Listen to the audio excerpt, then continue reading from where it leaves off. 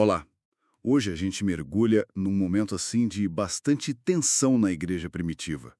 Um confronto direto, sabe, em Antioquia, entre Paulo e Pedro. Oi, sim, um episódio fundamental. E ele ajuda muito a gente a entender a defesa da fé contra o que chamamos de legalismo. Isso, aquela ideia de que a gente precisa adicionar regras, rituais à fé em Cristo para ser aceito por Deus, né? Exatamente. A nossa conversa hoje vai fundo numa lição bíblica para jovens, a lição 05, que se chama Advertência contra o Legalismo. O foco está lá em Gálatas, capítulo 2, versículos 11 a 16.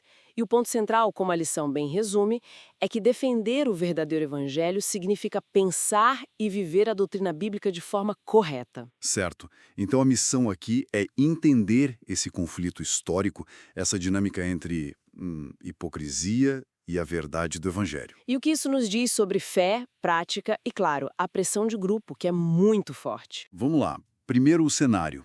Antioquia. Era um lugar super cosmopolita, né? Um caldeirão cultural. Ali conviviam cristãos que vieram do judaísmo e cristãos gentilos. Isso, e a fonte que a gente usou destaca que no começo Pedro estava super integrado. Ele comia com os cristãos gentios sem problema nenhum. Isso está lá em Gálatas 2, verso 12. E comer junto naquela cultura era um símbolo muito forte, né? De comunhão, de aceitação mútua. Totalmente. Só que essa harmonia, ela é quebrada. Paulo conta que chegaram alguns da parte de Tiago. Quem eram essas pessoas? Olha, tudo indica que eram cristãos judeus vindos lá de Jerusalém, mais ligados às tradições, o tal grupo da circuncisão. Eles achavam que, mesmo crendo em Cristo, ainda era preciso manter certas práticas da lei de Moisés, tipo não comer junto com gentios. Entendi. E eles tinham autoridade para impor isso? Então, aí é interessante. Atos 15, verso 24, sugere que eles vieram de Jerusalém, sim, mas talvez sem uma ordem específica de Tiago para impor essas regras, sabe? E o que acontece com Pedro? Aquele Pedro que comia com todo mundo. Aí que a coisa complica. Pedro começa a recuar. Ele se afasta, se separa dos gentios. Paulo usa uma palavra bem dura, né? Dissimulação. Exato. E o motivo, segundo Gálatas 2:12, foi o medo.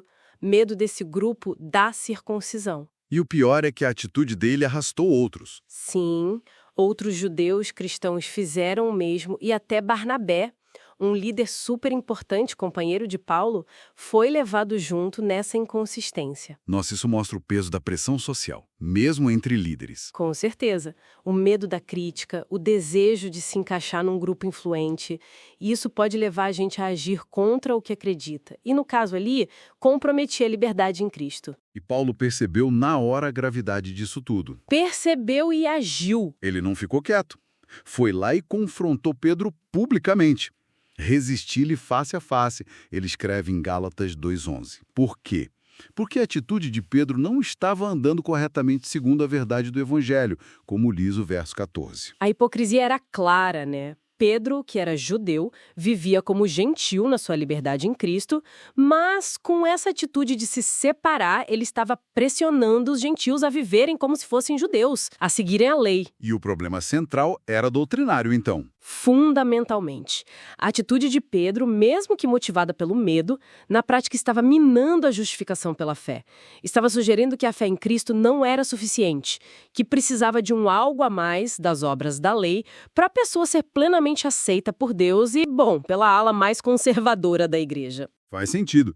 E isso mostra que, às vezes, a correção é necessária, mesmo para líderes, né? Sim, é um princípio que a gente vê em outros lugares, como em 1 Timóteo 5:20, sobre repreender publicamente quem persiste no erro.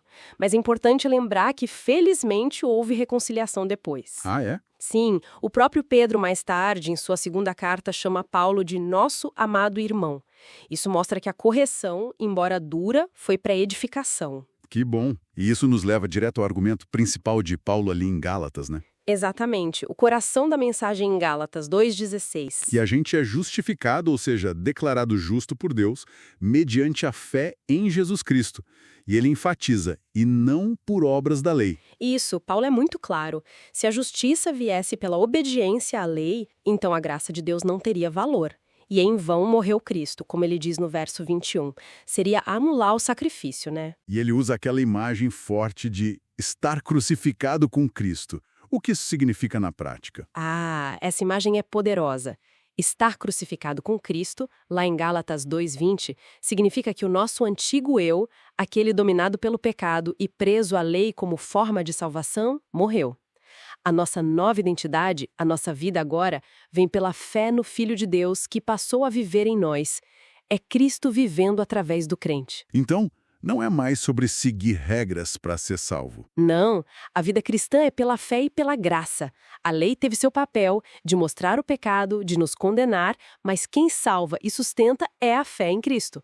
As obras são fruto dessa fé, não a causa da salvação. Entendido. Então, recapitulando rapidinho. A gente viu o cenário em Antioquia, a tensão que surgiu com a pressão legalista A repreensão corajosa de Paulo à inconsistência de Pedro. e a reafirmação dessa doutrina central. A justificação é só pela fé. Isso mesmo.